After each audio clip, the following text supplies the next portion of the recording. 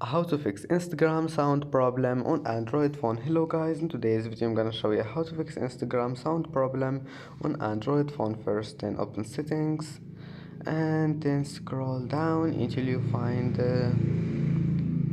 this one, apps, and then click apps again and go to Instagram, and now just go to notifications, allow this one here, and now just go back and go to permissions. Now you need to enable all of those here: microphone, camera, and storage.